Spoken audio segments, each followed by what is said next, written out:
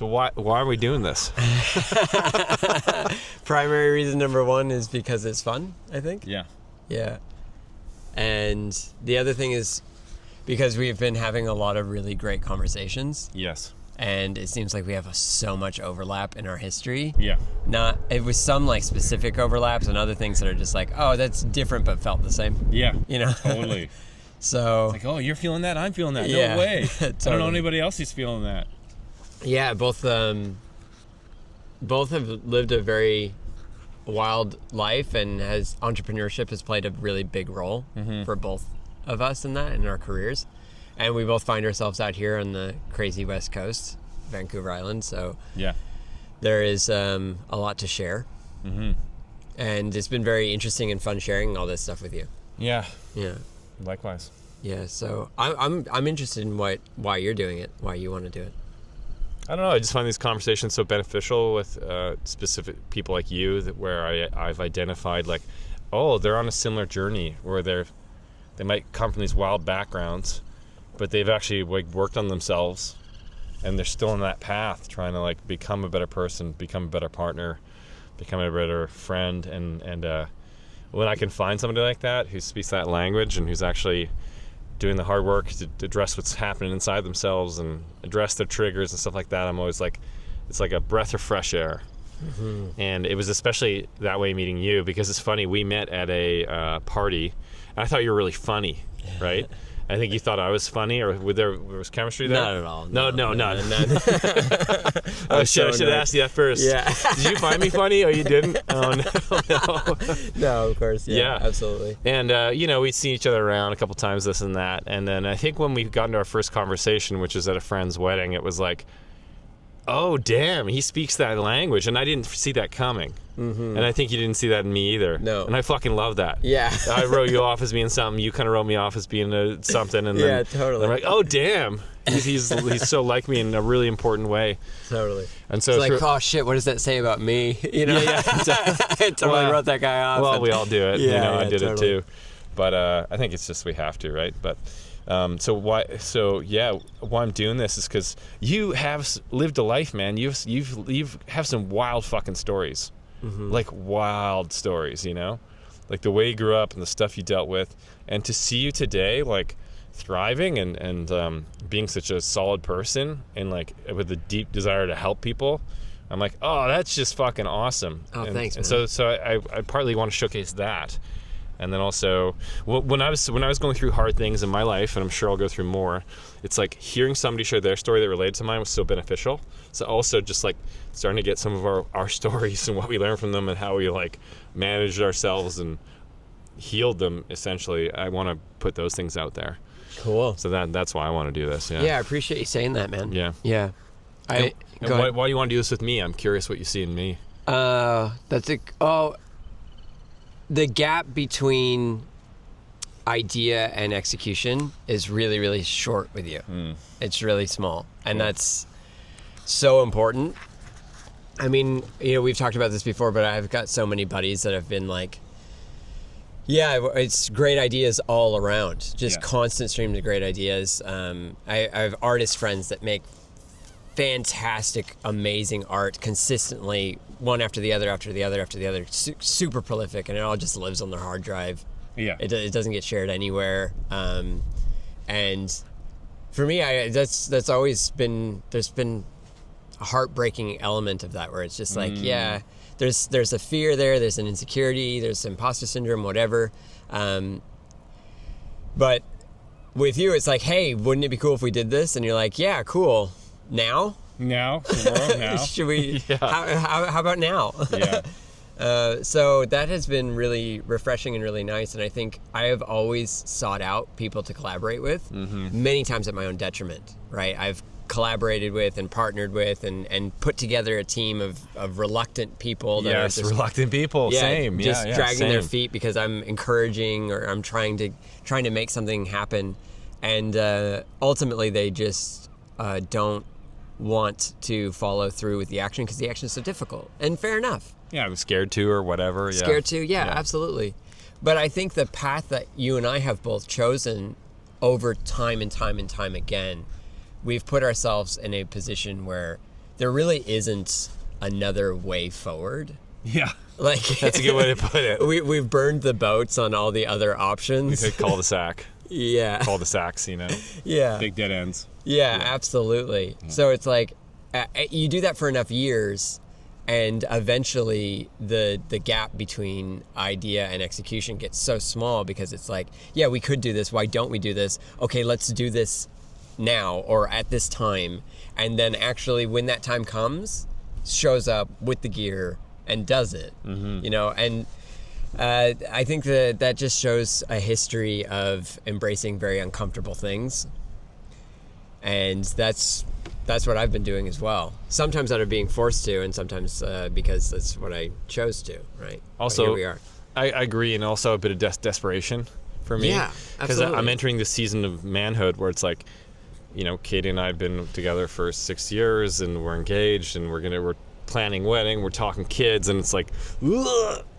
Like it's definitely bringing up a lot of stuff for me because of how I grew up, how my family was, and also the role I'm gonna have to play of showing up consistently for responsibilities, you know? Right. And I feel like you might be going through a bit of a similar stage where you're like, damn, I want to find my things now. So I think we share that in common. Mm-hmm.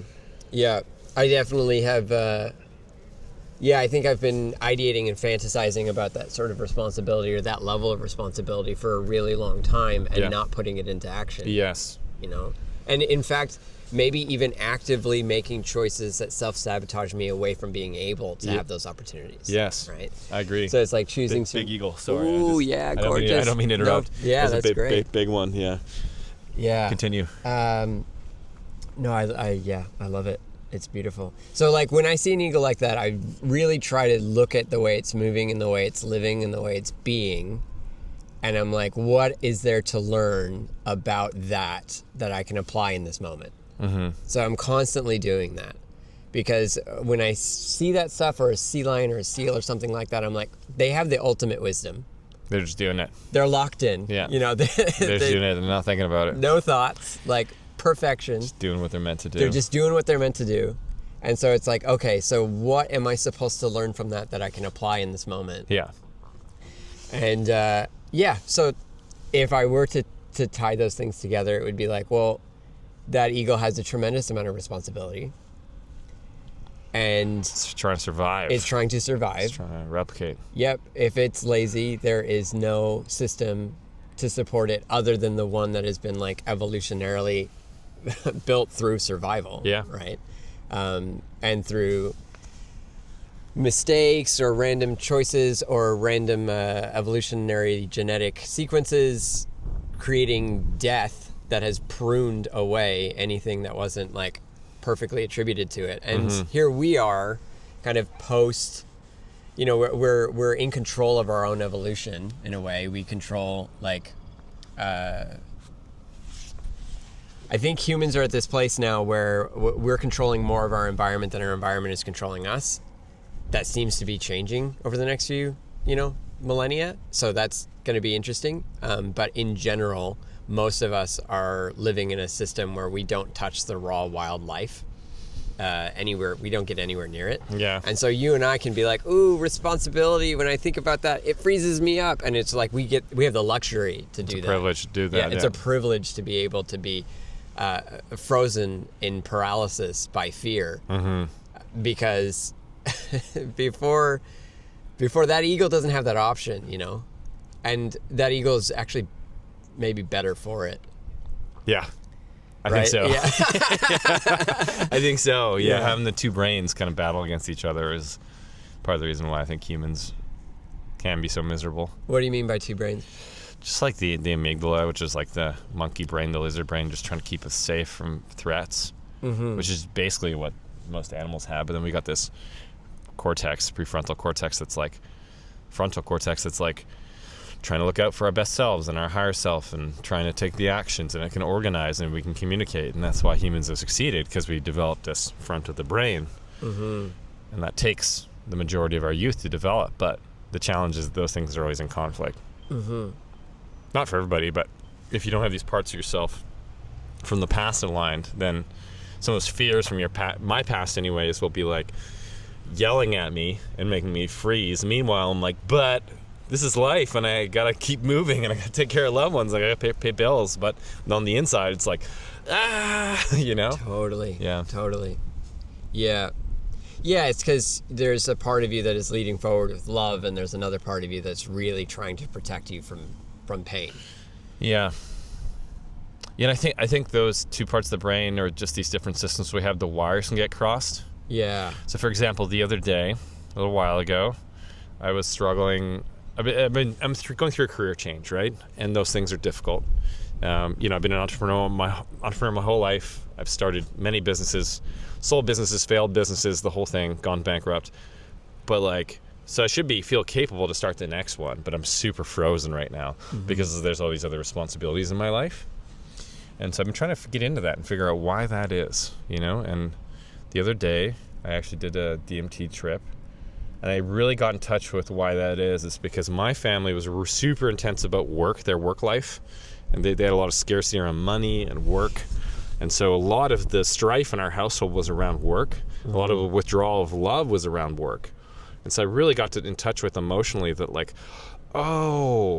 I've associated work with love. And that's why there's so much charge behind work for me. The average person in my position would be like, oh yeah, and then I started an internet business and it turns out I didn't like it, and so then I went and did something else. But for me, because I don't like it, because it isn't working the way I want to, it's threatening to me, core me, who I am. And it's funny because I can't put this into words, but it was so strong. The feelings inside my body were so strong about that. And that's what's been making me paralyzed, Okay. So you can build these associations when we're younger, growing up and stuff, that then really can interfere with common everyday things later in life, even as a 40-year-old person like myself. Yeah, sure. Yeah, so it feels like there's an existential element towards whether your career or your ideas are quote-unquote successful or not. Yeah, or just even little setbacks in work. I seem to have these big disproportionate responses, and it's I've always overcome them over and over again in my life, and I've built some beautiful things. So why is this so threatening? Well, because it feels like my ability, if I'm not capable to solve this, then I won't be loved. Right. And that's big, deep, charged stuff. The words don't even do it justice. That's pretty common for men across the board. Yes. Yeah. I agree. Good point. Yeah. It's you, in general, speaking very generally, but I think generally men are valued for what they're able to provide. That doesn't just mean material stuff. That can also mean an environment, energy, that peace or feelings of peace or something like that. So if you feel like you're unable to provide, then that might be a direct attack on what you define as your manhood. Yeah, because that's how it was defined for me growing up. It's if I was capable in the way my dad wanted me to be, then I got that love and that nurturing. If not, I get withdrawal and abuse and stuff like that. So it's really hardwired in there. Mm-hmm. What were you saying?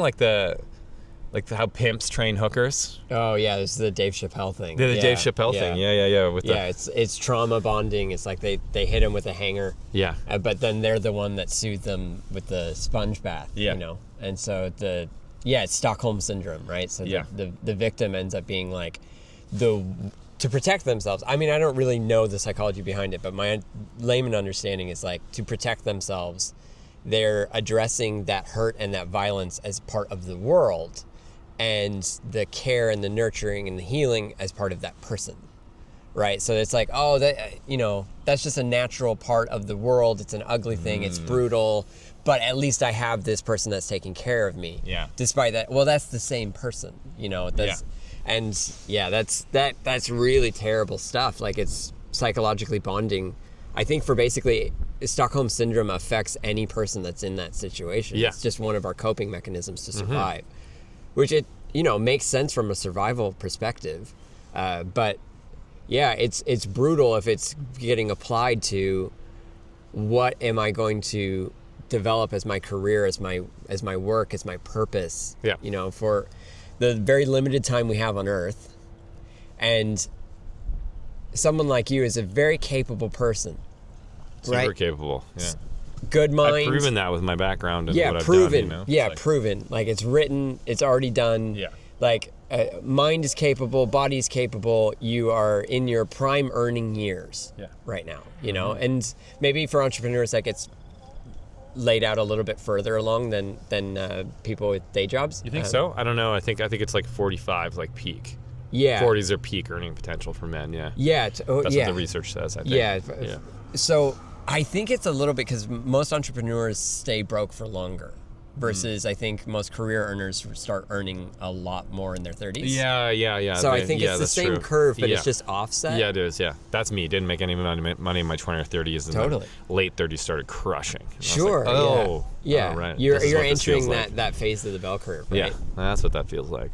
Yeah, which is great. I mean, and I think everyone's trying to push that forward and try to make it happen earlier, especially people, entrepreneurs. It's like I quit every job that I had so many multiple jobs at great studios that had great money and all that stuff, and I walked away from all of them again and again and again because I was chasing some lottery ticket of being self-employed and a millionaire and all that stuff. Yeah. And it's like, dude, if I just stacked that cash, I would have had a lot more. Yeah, you bought a house at then, you probably be retired by now. Yeah, totally. I think about that. I'm like, if I did none of this, all this effort and strife, and if I just somehow bought a house, totally. Back when they was there down, I'd probably be in a better place financially. So, sure. Back then. But yeah, so I mean, I don't remember where I was going with this earning potential, but this is an interesting topic anyways, because what I have found is that again and again, I have chosen, there's been an easy path that I worked my ass off to get.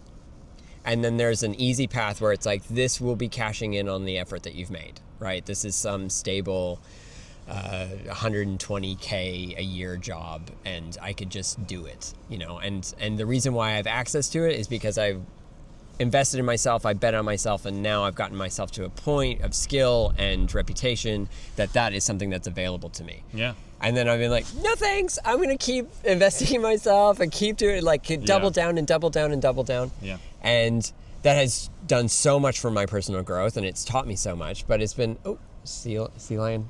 Oh, beauty. Yeah, a couple sea lions, yeah. Yeah, hanging out.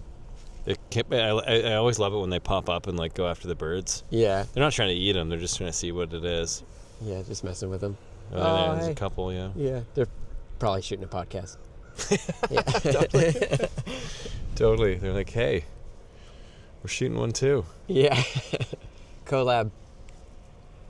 But yeah, I think it's just, I've chosen that path, which means that I have chosen the harder road again and again and again. And it felt like looking back on it, I felt like I chose that harder road because I didn't feel finished learning. I didn't feel worthy of the easy path. I wanted more for myself. I wanted to be better. And so I would intentionally choose harder waves that I don't know how to surf, know I'm going to wipe out on them, just so that I can put in enough wipeouts to be able to one day ride those waves. Yeah.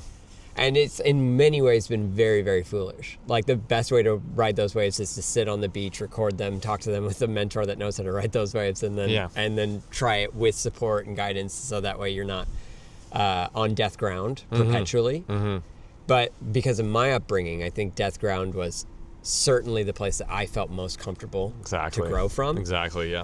So when it was just easy, I'm like, oh no, let's go ahead and put my back against the wall again. Yeah. Like I don't really. Every single time I've done a lot of businesses too, and I've figured out a lot of stuff in sales and clients and delivery and product and all this different stuff that has led to, you know, really, really big months. And then afterwards I'm like, whoa, I'm no longer in a survival situation. I have no clarity around what to do next. Yeah, exactly. You don't know who you are in a non-survival situation. Totally. Yeah. It's so uncomfortable. Yeah, and so I'm like, well, I'm just going to lean back until it starts to get drastic again, and then I'll know what to do, and I'll know who I am. Yeah. That is just perpetuated. And this last run of it, I'm good now. I'm good. Yeah, I've learned the lessons it needed to teach me, you know? So I'm not finished by any means. But I think you continue, like the universe or life or God or whatever, like continues to offer you the same lesson again and again and again and again until you learn it. And then it will offer you the next step. Yep. Right. And some people myself have stayed learning the same lesson again and again and again and again. And each time it presents itself as an opportunity for me to grow from it. Yeah. And I've grown a little bit and a little bit and a little bit. But this last time, because of this, the age that I'm at, and because of what you talked about, this growing sense of responsibilities as a man, right? With family, with partners, with, we're both homeowners now. It's like we have a lot more on the line, not just what our current assets are or our current situation is with our family and our relationships. But everything on the line. Yeah, we have everything on the line. Yeah. But also all the potential futures, right? Because it's like fucking it up a few more years now is going to close doors. Yeah. You know, you can fuck up a lot when you're 22. And we did. And we did. We fucked up a lot. Lots. Yeah. Yeah, totally. And that's what makes us such capable entrepreneurs, you know? Right, And I think especially absolutely. you, like somebody worth listening to, because you've lived that life and you've fucked up a bunch and you've learned those lessons. Yep. Something within you probably can't take responsibility for, one, to learn the lessons from that. Totally. But now we're at a stage of life where can't do it. Yeah, no, that the luxury to take those paths is closed. You know, now it's got to be a lot more like the eagle Yeah. and do what needs to be done without overthinking, without letting fear paralyze us. Mm-hmm. It's interesting that behind you there's this ship there that says spill response. Yeah. And I was just thinking about, it popped into my line of sight when you said the word responsibility. And I realized that responsibility is a response. That's what it is. It's responding to external factors, right? It's responding to the fact that, your kid might need something, or that your body might need something. It's taking care of yourself and responding in a responsible way. Yeah. Right? That's Interesting. Yeah, so it may not need to, in terms of thinking about it for you, it may not need to be something where you take on this responsibility, which is a big burden. It's more of that you live your life well and you respond to life as necessary. Yeah. That's actually a good framework for it, because one of the things that's left after, doing that DMT experience and then like really connecting with that, I've been like super focused on finding worth and feeling safety through externally, especially through work, because that's how my household was. That was the framework that I was given. Similar to the hooker with the prostitute with the pimp and the coat hanger. It's like, that's the framework that I was taught emotionally and hormonally. Yeah. That's what was imprinted in my nervous system and my brain. And like, that's what I've been operating from. And then behind that, it's like, so what is my relationship to these responsibilities? Like, where am I in all of this? Right. And I think that's why these things feel so scary and why it feels so paralyzing, because the answer is, I don't really know. Right. And I do. I'm responsible. I have a house and a partner and a pretty healthy relationship and a dog, but it's like, I guess where I'm going with this is exactly that. It's like, what do I want my relationship with these responsibilities to be like, so that I don't begrudge them or feel threatened by them, and instead like see them as a gift. Like, it's a gift to take care of a dog. Oh my God, yeah. It's one of the best gifts on earth. Yeah. Yeah, it truly is. It's a gift to have a partner who actually shows up for you and showing up for them. And sometimes when I hear people doing like really focused on just being single forever, or men going their own way, red pill, polyamory stuff, and they're like, it's just so much work, a relationship. I'm like, I intuitively know that's the point. Right.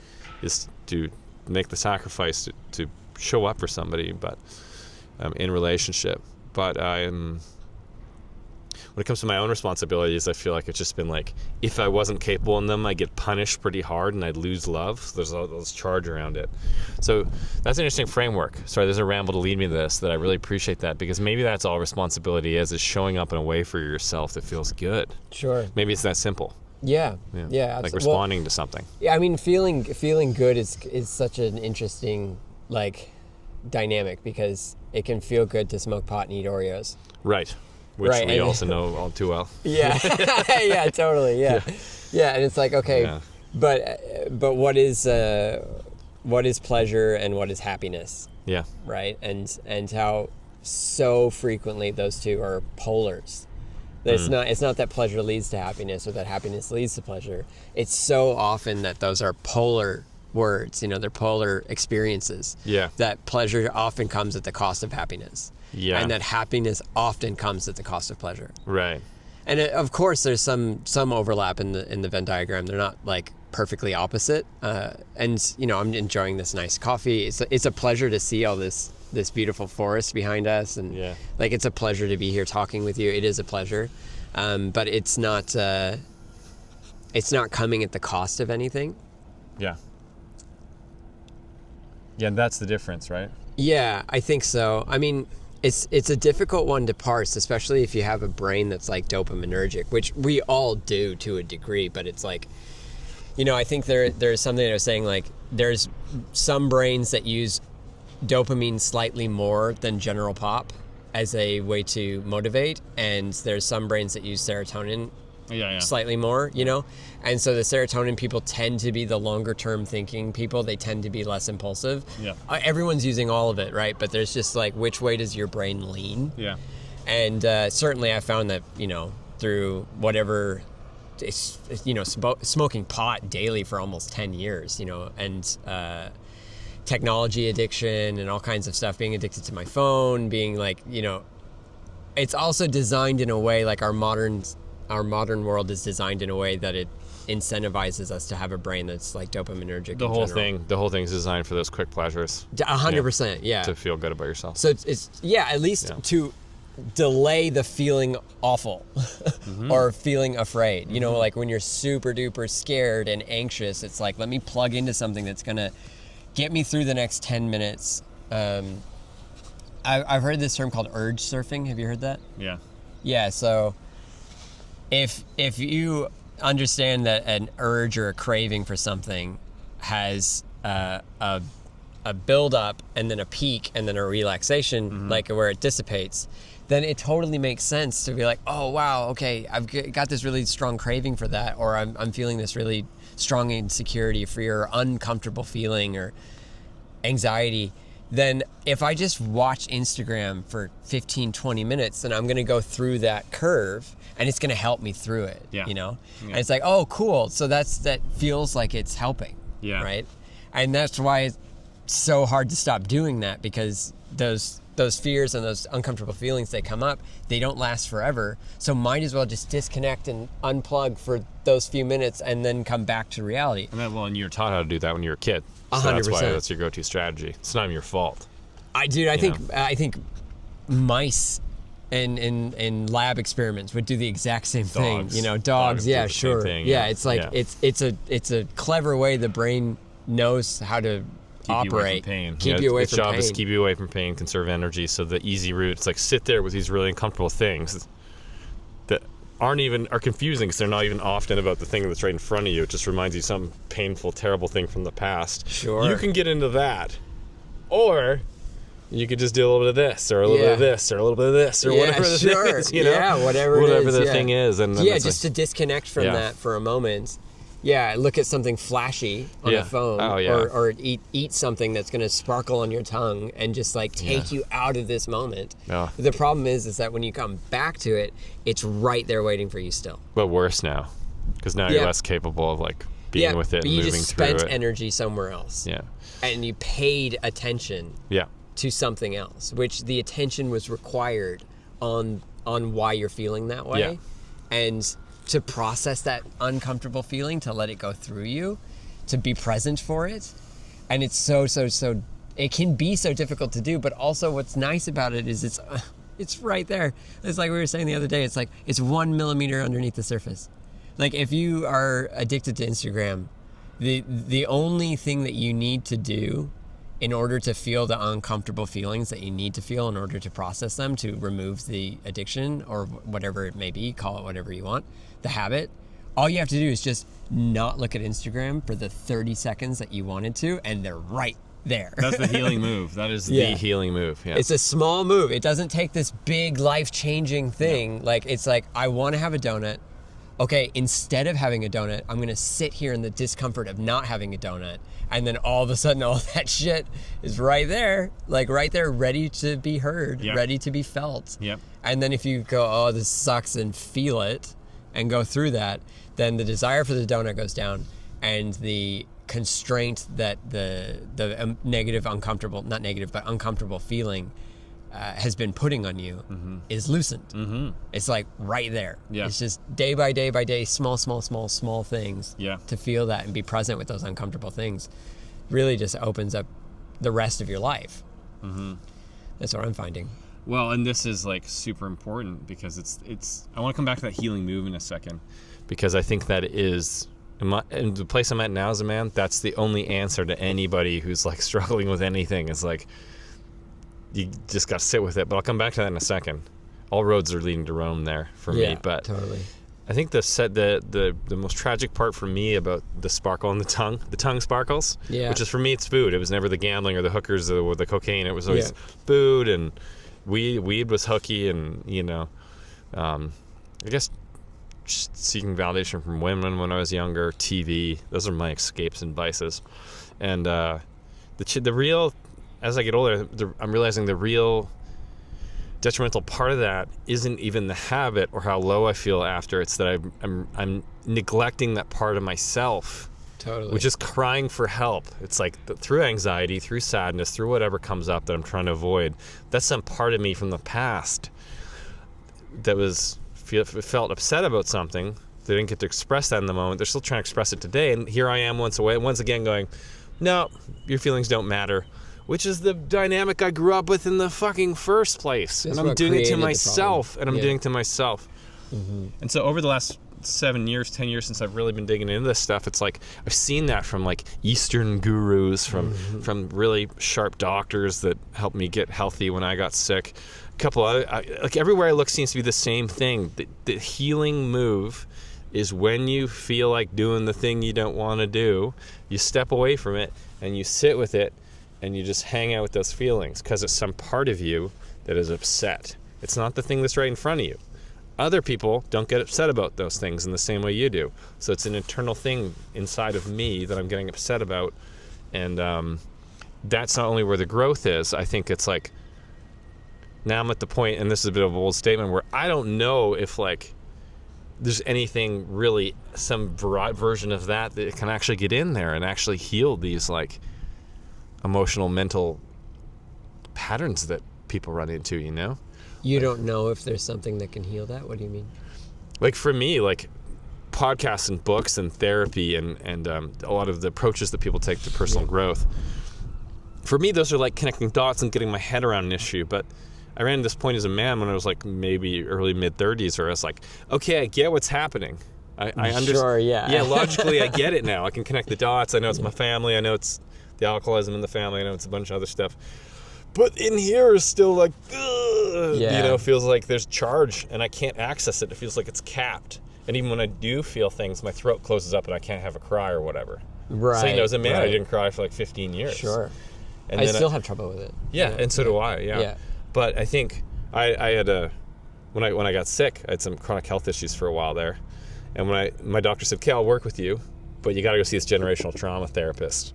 And all he did was ask me about my family history. He got me to send this survey to all my family about the history. And, there's people that died at war, and there's people that died from famine, all this horrible stuff.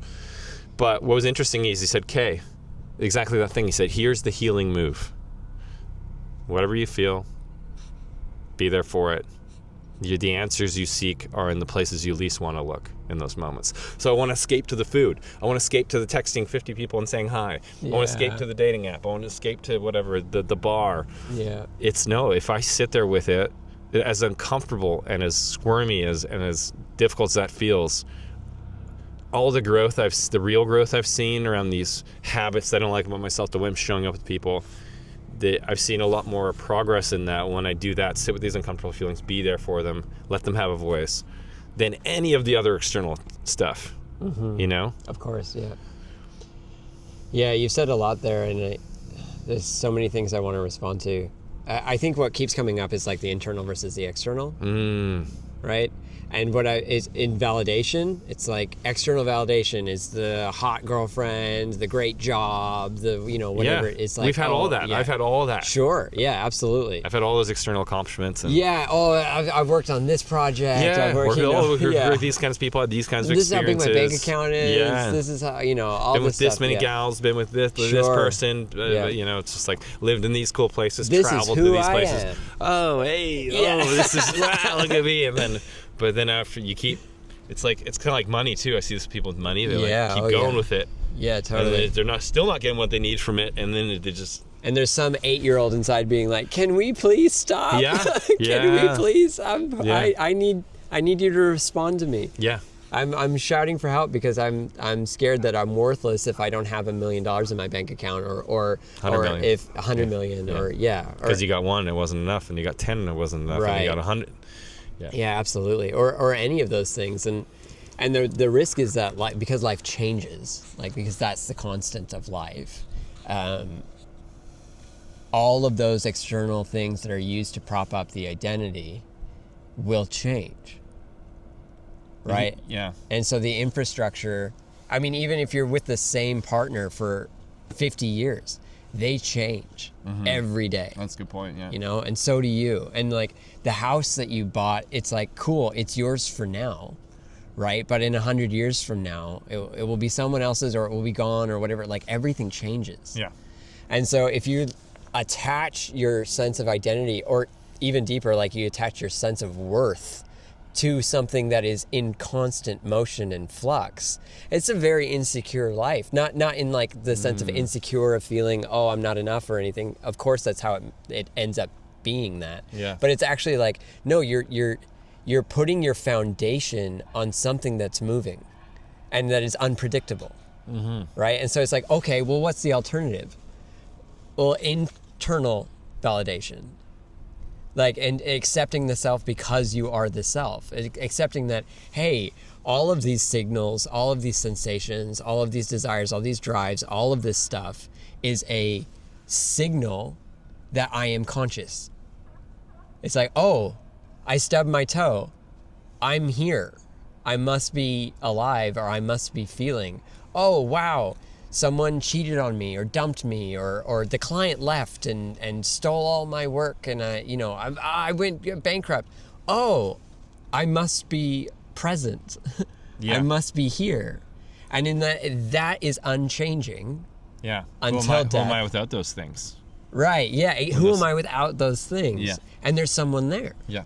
And it's funny because other people can see that in you Yeah. super clearly. Yeah. Like perfect crystal vision on it. But we all struggle to see that in our own stuff. We're like propping it up onto these accomplishments or achievements or stories. Yeah. And yeah, they can be really limiting. And at the end of it, because I'm always trying to split the needle here. On one side, it's like, yeah, dude, your past, generational trauma, all that stuff, like that's all real. It's affecting you today. You need to visit that stuff, take a close look at it, feel those uncomfortable feelings, But also, we're right here, right now. And you're not in those situations anymore. But I think that is the answer, is just being here and now with it. Right? Yeah, it's like, well, okay, so bringing it forward to this present moment. Yeah. But I don't know, like on the Tony Robbins side of things, he's like, no, I don't want to hear about your childhood. You're not a child. It's like, hello, we're here, and let's just take this moment forward as you would if you were living your truest self, That might mean feeling it, of course, especially if it's holding you back. I think it has to. Yeah. Because I've been to Tony Robbins seminars. I've tried doing positive affirmations in the mirror naked while you're dancing or whatever. All these, I've tried all that. Like, this is an interesting concept that I realized lately is like, I don't know if I can build up self-love. I don't know if that was possible. I kept trying to build up my confidence and self-love. There's a sea lion over there and the boy just chilling. I don't know if you guys can see that. There's a sea lion just popped up on this boy. Oh, nice. Yeah, it's just hanging out. He's chilling. He's chilling. Oh, wow, he's beautiful. Yeah, big one, eh? Oh, there he is, just hanging out. Yeah. Yeah, I got to this point where I'm like, okay, none of this stuff is working. Right, exactly. Why not? And it's like, because I have all these. It's like I'm carrying around this bag of sadness about myself. Like if that's always going with me, maybe I need to address that. Right. Because it seemed like anything I do to make myself feel good about myself, the external achievements, talking myself up, doing gratitude lists, focusing on what I'm great at, asking my friends, what do you see that's beautiful in me? I've tried all these things, and it's like underneath it all, when it counts, when shit happens in my life, I default to just feeling really low about myself. Right. Yeah, absolutely. So I'm like, okay, so I feel like that's the part that I feel like the Tony Robbins approach kind of misses. And he does go into that stuff, but I think a lot of people miss in it is like, yeah, I was on a high for like 3 months after the Tony Robbins seminar. Like, I'm just going to show up as my true self, who I want to be, out there swinging, fighting it, doing things, building things. And I've been able to do that, stoke myself up many points in my life, even with or without Tony Robbins. And you have too, right? Yeah, I see that in you, that getting excited, creating fantasies. Yes, that's the thing. Yeah. And it creates beautiful results. You know, I built and created beautiful things. Yeah. Yes, until it doesn't. And I think that's because we're still carrying these bags of like uncomfortable feelings around in charge. And we're fighting against that, and eventually you run out of energy for that.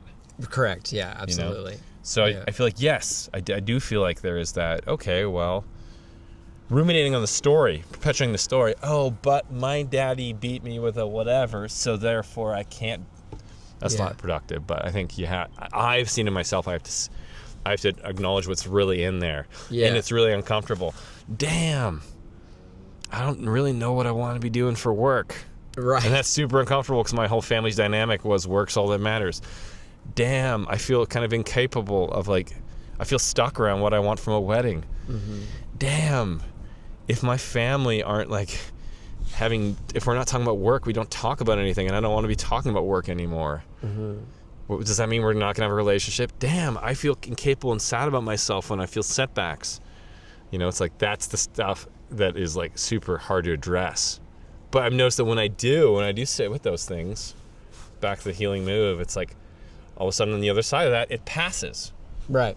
Could be a few minutes, like you said, it could be a week. Mm-hmm. But then all of a sudden I'm like back out in the world and I'm not having to like force it. Mm-hmm. With adrenaline and dopamine and whatever, you know, caffeine. It's like, oh no, I just kind of naturally flow and do the things that I'm kind of meant to be doing. Dude, does that make sense? That makes perfect sense. As a ramble, sorry. No, it's hard to articulate. I think it's both. You know, it's both. Yeah. You have to. The line between like processing and ruminating is something that you gotta find. You know, because if you're processing stuff and feeling it and letting it pass through you, then that's healing in general, I think, or at least it has been for me.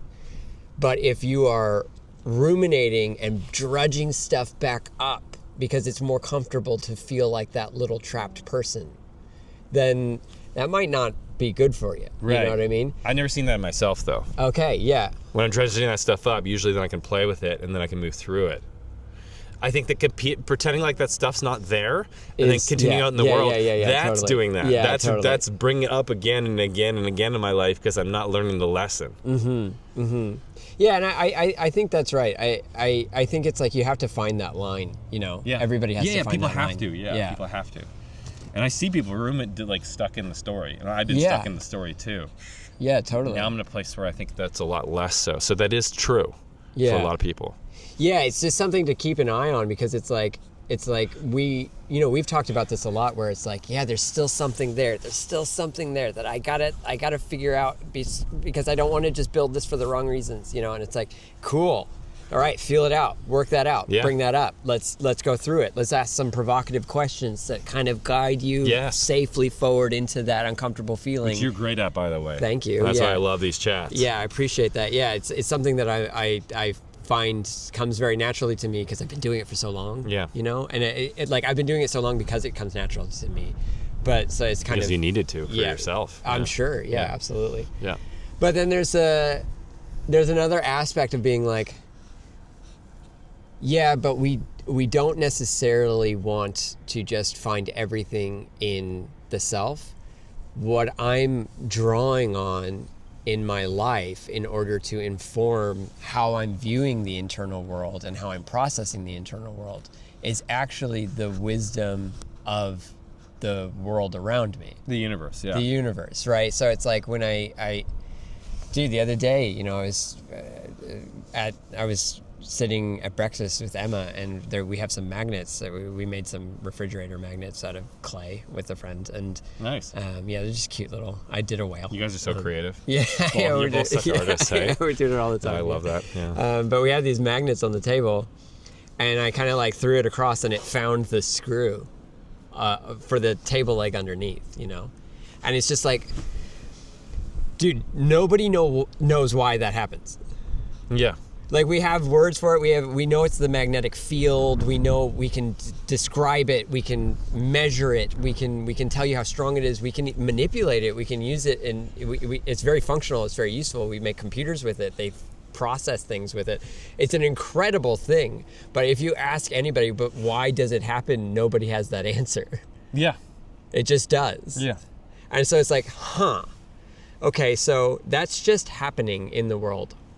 Everywhere. Everywhere, all the time. It's just a part of it. We would Data not. moving around. The aurora borealis that just hit us Yeah. a couple of weeks ago. It's like that would have fried us. That would have turned us to Mars. But we have an electromagnetic field around Earth that makes it a beautiful light show instead of just immediately cooking every life form on Earth. Yeah. So it's like, okay, that's just happening all of the time. So it seems like, okay, why am I talking about this at all? It's because if I look at that, or the eagles or the sea lions that were just playing in the water and stuff like that, I go, oh, from the external world, or even in a non-dualistic sense, like I am a part of the universe and that is a part of the universe. Yeah. And the magnets are a part of the universe. And we're all just molecule soup, just swimming around in the universe, except for these molecules are thinking, right? And they're feeling. Yeah. And I can actually go, okay, what is it about that seagull and the way it's breathing naturally that I can connect to and resonate with and feel like, so that way I am prepared to take on the sensations of the internal world. So I'm drawing from reality in order for me to feel connected and grounded enough to process those things. Yeah, so it's really trying to blend the line between the internal and external world, which I think is very like, especially in the talks that we have and in a lot of the same kind of content that we read about and consume, it really does go, oh, there's an internal world and an external world, and if you sort out your internal world, the external world will naturally have these inevitable consequences that will reinforce the internal world. And it's like very polar, and in actuality it's a gradient. It's a gradient. Yeah, the thoughts in your head are just as much a sound for you as that dog that just barked. Yeah. Right? It's like it's all a part of the same this. Yeah. And so, doing that, having that approach to the internal world allows me to kind of like hold hands with the universe and walk delicately into those situations and kind of turn down the knob on the intellectualization of the thing, which in a way I'm doing. I'm talking about magnetic fields and stuff like that. It's like that sounds heady. It's heady. It's heady. Yeah. It's heady. True, but it's heady. Well, it's only heady in the way that we describe it. Yeah. What's actually there is not heady at all. The magnets just fly into that spot. Yeah. And that's cool. By magic, they just whoop, and there's no headiness, there's no intellectualization or anything. In order to talk about it, we have to bring it into a heady world. Yeah. But actually, it's just a feeling the magnets have. That, or not even, it's just they're just pulled to. They're just pulled to it. It's called attraction, right? Yeah. So it's like, okay, so we have we're a part of the same molecular soup as those things. And just sitting in that and feeling that for me, it's always in the belly, just feeling that in the belly and like feeling less like I'm this conscious thing looking through my eyes, but more of just like, oh yeah, I'm an arrangement of molecules, which doesn't really have any separation from any of the other molecules, but I feel. And those feelings are letting me know that I am conscious, and that's the fact that I have. That's what I was gonna say. Is that's the absolute truth for me, because that's all I know to be true. It's I'm this experience, running this stream of consciousness in this meat suit. I feel things. I noticed that in my history, the feelings are holding me back from being able to show up as I'd like our work, what we talk about with Worky, because I have the same pattern, right, of like building up these successful companies, and it gets to a certain point, and then I just go, I fucking hate this. Right? Yeah, totally. Yeah. And then I like freeze, because I thought I'd find myself in it. Right. You thought it would be there. You thought you would be in it once it got to a certain level of success, and then you got to that level of success, and it's not there. I don't enjoy that level of organization where it's just a lot of systems and processes. I'm more of a starter, and then also I find it really threatening when things turn around and make me feel not capable. Sure. So even though the organization was like wildly successful, and I was making more money than I ever thought I could, and it brought me all these things. The second it like turned back around on me a little bit, like, oh, Google updated their search engine results, and that brought our traffic down. That affected sales, and I tried some things to change the sales, and it didn't work. All of a sudden, I go in the fucking tank. Right. But in other areas of my life, I'm super resilient. Emotionally. Yeah, emotionally. Yeah, totally. And I still show up for work, and I still do what I got to do, but like, I'm wrestling inside, and now I'm getting exhausted, and now I'm numbing with the vices and habits, Yeah. And so, and in other areas in my life, I'm not. Like, I surf a lot, as you know, and I've had wiped out thousands of times. Right. And I've had people yell at me, and I've had all those bad experiences that almost been drowned, had gear break on me. Like, why is it that I'm not threatened by any of that? But over here at work, when it's like I get a bad email, I'm like, can't work for like a week. Oh man, I relate to that so closely. Like I have built up something that I'm quite proud of, and I can look at objectively and be like, this is a good thing. And anytime I get a message from a client, I immediately go like, oh, here we go. Yeah. And 19 times out of 20, it's positive. Thank you so much for the blah blah blah. I'm pushing forward the way, like I'm getting those results. Oh, I had this idea. My staff being like, oh, how about this great idea? I'm like, oh shit, that is a great idea. Yeah, totally. Yeah, but I'm like, oh no, here it comes. I'm worthless. And so for me, I'm not trying to sound rigid or like I have the answer for everybody. For me, that's an absolute experience. It's like I've tried all the external ways to feel better in the ways that I'm not feeling good, and it hasn't worked. And so as this conscious being and I'm stuck in a meat suit, it's like, yeah, maybe I think it was like 7 years ago, I started shifting the approach, focusing on the internal world more. And as I've done that, it's like I'm healthier, work's flowing a lot better, money's flowing a lot better, relationships have been flowing a lot better, family's in a better spot. And so I'm like, I've seen those results in my life where when I stop really caring about what's happening externally and just use that as like hints almost. Yeah. Almost like the universe is trying to help me. Of course it is. Yeah. So like I have a blend there, but it's like the universe is giving me feedback, but really it's what's happening inside. Because if I spin the magnet or I see a sea lion and I feel nothing, I don't really need to, that's not that useful. But if I see a sea lion and I feel deep sadness, I'm like, well, it's not the fucking sea lion. Right. It's not the sunny day where we're sitting. Yeah, totally. What's going on in there? And 100% of the time, it's some younger part of myself that didn't get to express something. Maybe he was at the zoo and something. And maybe he loved going to the zoo, and that was the only time his dad was happy. This just sounds masturbatory. It sounds like it's ruminating, but it's not. It's going there to give this thing a voice, this part of myself that's trying to speak to me. And I think a lot of anxiety and stuff is this, trying to speak to you about how you felt about some situations that you found yourself in, especially growing up. And when I do that, it does go away eventually. The harder things might take weeks, but if I just be patient with it, let it be there, don't judge it, don't try to wish it away, don't try to feel it away, and I just let it be there and sort of put my arms around it and go, it's okay, you can be there, I'm with you. It does go away, and then all of a sudden my life gets easier. 100% of the time over the last 7 years, Totally. So I don't mean to sound so rigid about molecules in the external world and you can think your way to it. I've had to think and have these conversations and listen to podcasts to get frameworks to understand what's happening, so that then when it's happening, I'm less threatened by it, and I know what's happening, and I feel safe enough, brave enough to sit with it. That brings you to the opportunity to feel it. Yes. Yeah, the intellectualization and understanding brings you so that you can bravely step into the thing that has nothing to do with intellectualization. Yes. Right. Nothing to do with the mind. Even this conversation right now. Sure. Through me pushing back on you a little bit here, yeah. Just from my own beliefs, not saying that anybody's right or wrong, I'm like, oh, I really fucking believe in this. This is very true for me, and I probably should be living that even more. I probably should be using this approach even more for myself and for loved ones. So that's also why we meet up on a regular basis. Yeah. Is because we stand firm on our principles, but also then when we go home and have to live what we've spoken, it's more difficult to deviate away from our values. Yeah, I felt that after every conversation we have like this, and usually our conversations, to be clear for anybody watching, are more pointed, where it's like you're bringing up something that you're wrestling with, or I'm bringing, and then we're being supportive of each other and learning about ourselves through it. But often, like, you'll leave with one major takeaway, or I'll leave with one major takeaway, or both of us, and then we go home, and literally that night or the next day, I'm like about to do the thing that I just talked about, and I'm like, fuck. Yeah, same. Same, yeah.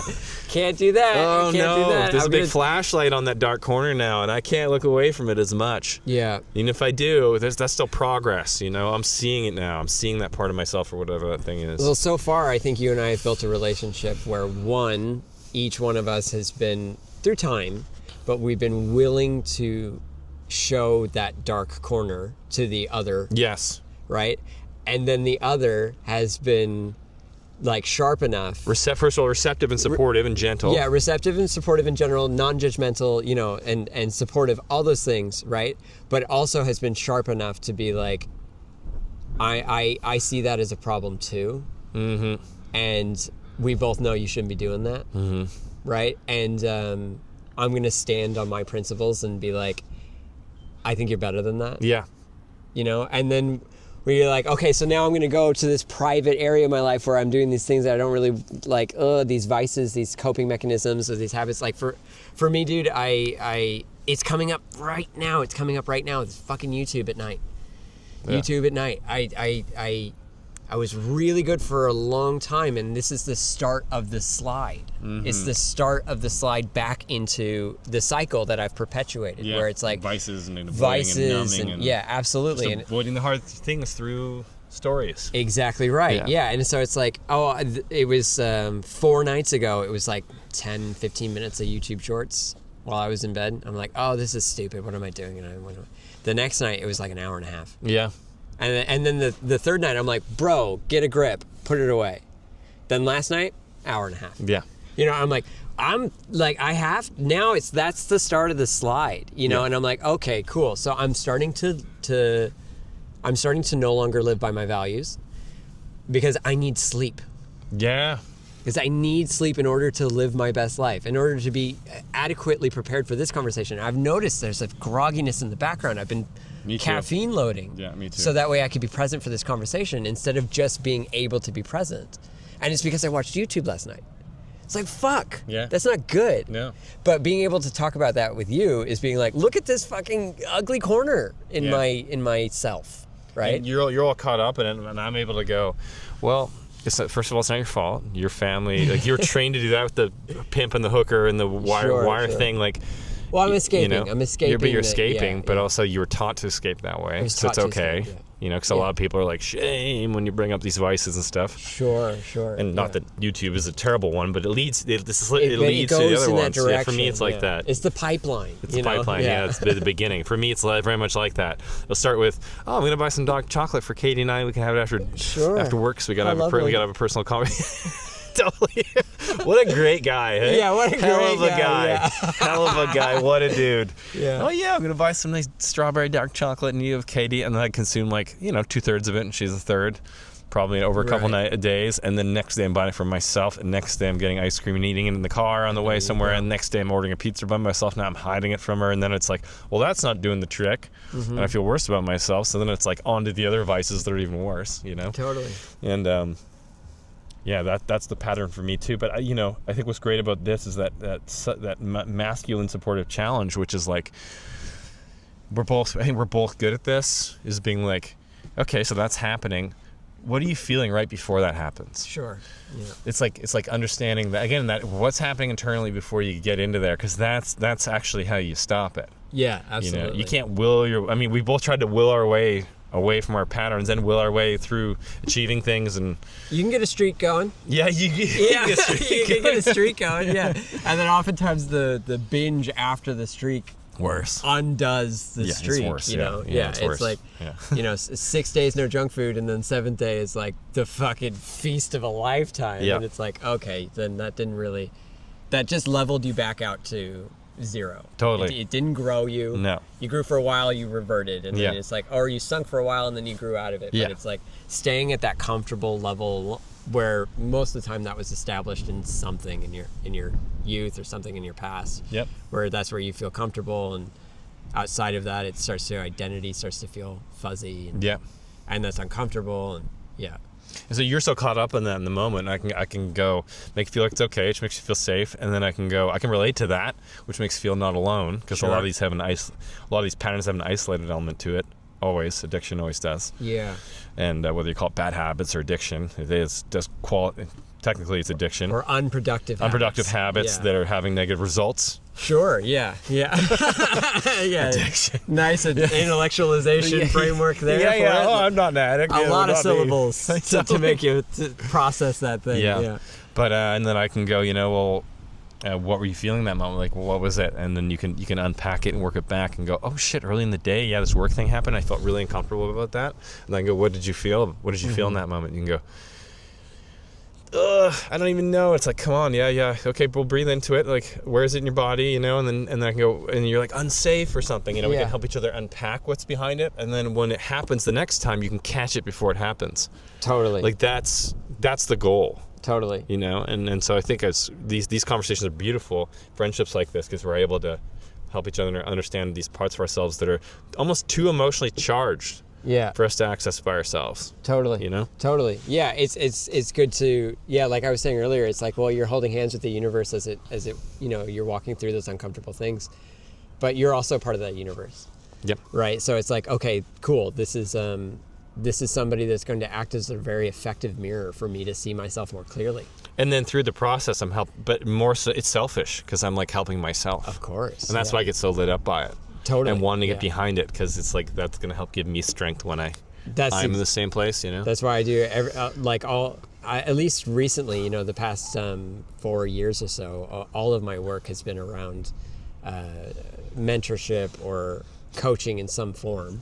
And it's like, because it's so hard for me to have a conversation like this, or this isn't even like a coaching conversation. No. But if I had to have a coaching conversation with a client, and then for me to be able to identify, detect, listen deeply, detect, then identify, then confirm this inner constraints that I'm noticing in the person that I'm talking to, present that to them, have them go, oh, fuck, yeah, you're right, shit, and then me go home and then notice, listen, the same detect, identify, confirm, fuck.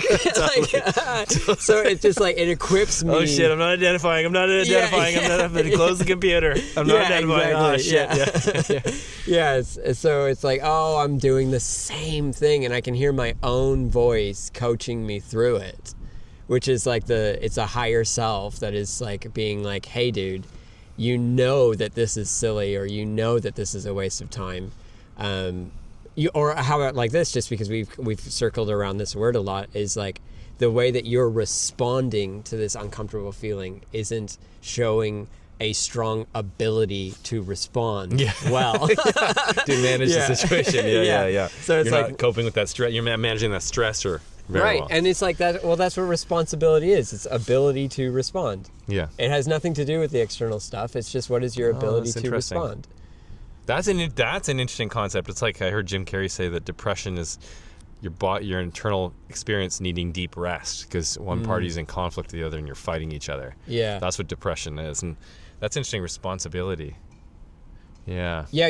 I mean, if that's a heavy, scary thing, you might not have a lot of confidence in your ability to respond. Yeah. And it's like, well, why your not? Ability to respond. I would say my ability to respond to the work stressors, to feeling anything that makes me feel low about myself, has been poor. Pretty poor, okay. Especially around work, And that's why those numbing behaviors are there. Yeah. That's why those habits are there. Despite that, look at all you've accomplished. Yeah, great, but it doesn't feel that way. Right. Because of the internal stuff, Yep. And this might just mean that there needs to be reflections again and again and again. Plus, evidence is real, man. You look back at your history and you look back at the bank account and you look back at that stuff, and it's just that is external validation, but it does point you in the right direction a lot of the time.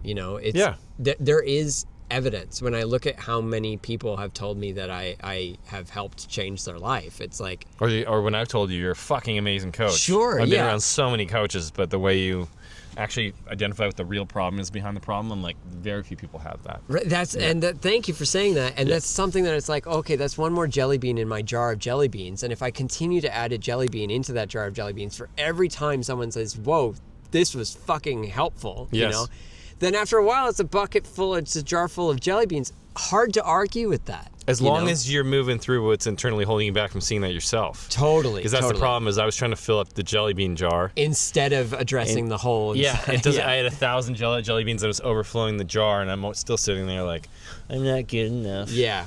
It's both. It's totally both. Yeah. Like you look, if you and I, if it wouldn't look so douchey, if we could dick wag, Yeah. I think people would be shocked with what we've experienced and what we've achieved, and yet we still feel that way about my ourselves. achievements feel like nothing. Yeah, even when you say that right now, I'm like, I haven't done shit. No, I haven't done shit. And you know what? To a degree, that's true. But I hear about some of your stories, and I'm like, you did that? Yeah. I didn't get to do that. Dude, that's fucking cool. Same with you. Yeah, absolutely. But if it's like, that's the thing, is that, I think you're right. It's like when you're healing an injury, crutches are useful. Sure. If you're taking the actual medicine and what you actually need to heal, you had the right surgery, and so I think physio the internal and doing this. So I think that stuff, the real stuff, that's you're not gonna heal without doing the surgery. You know, right? Sure. My broken ankle, so you have to do that internal surgery. But then, as long as I'm doing that stuff, then it's like, the external things, like you coming across me and going, helping me find my way into my next career, for example. You going, you sent this video about surfing and you were super lit up about it in a way that felt really grounded, not like peaky. And I showed this to my partner, and she felt the same thing, and she applied it, and she was stoked on it. And then when you gave me that feedback, you saw my response, how it made me go like this, instead of like this, like how I was talking about my other work stuff. Absolutely. And it's like, that helps, but and it's useful, but I don't think.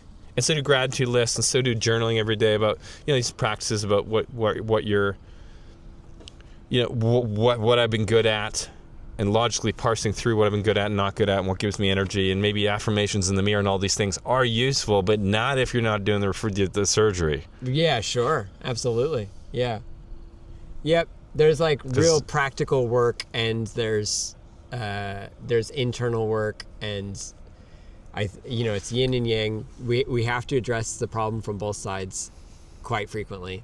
And we're over-invested on our intellectual side often, which... Well, because it's just a tactic to keep us away from the uncomfortable things that are actually holding us back. But it's also very useful. Information exchange is useful. This is an intellectual discussion, and then afterwards we have to use that to sit with the uncomfortable things that we didn't enjoy. Well, right now I feel pretty uncomfortable. Sure. Why?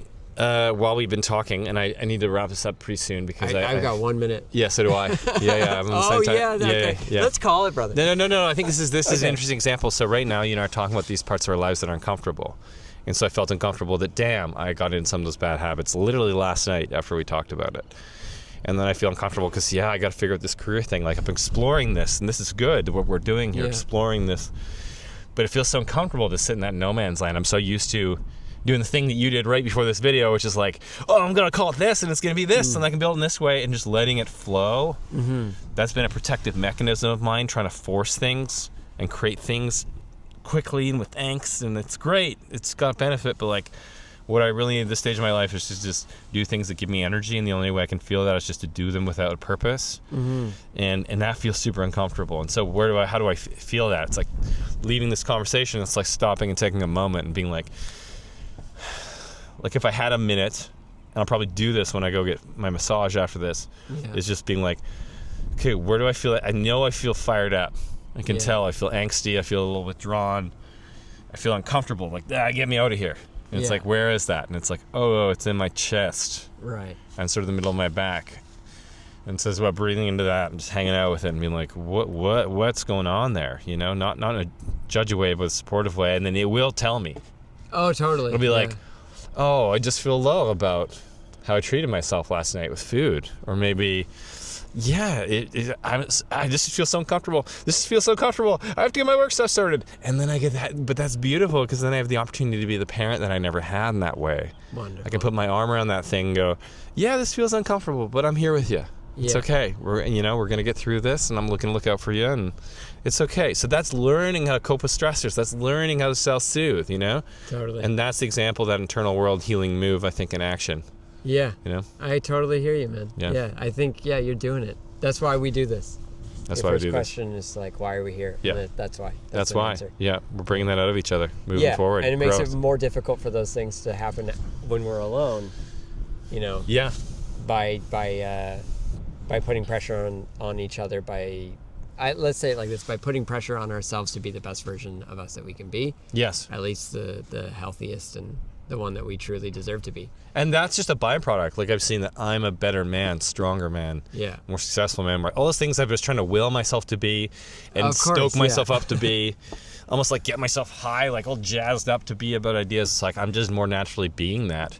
And I've been seeing people drawn to me, and I've been seeing money opportunities pop up, and I've been seeing. So I really think that this is the right track. And for anybody watching, it might seem like it's masturbatory. You know, I think a lot of friends, if they caught us here, they'd be like, oh, what are those guys talking about? But this is leading to a more grounded, fulfilling, better experience of life. Yeah. Where I'm just like more present and enjoying myself, you know? That's amazing. And I think that's all any of us can ask. So let's keep it going. I'm going to give you a hug, man. Yeah, all right. Hug. And then we're off to our respective things. Good start. Yeah. Enjoyed this. Yeah, me too, man. Yeah. Thanks so much for that. Yeah, I know beautiful that stuff. it's not that much set up, but it was all set up, so. Yeah, well, we're experimenting, we're living, and we're learning. Do I turn this up?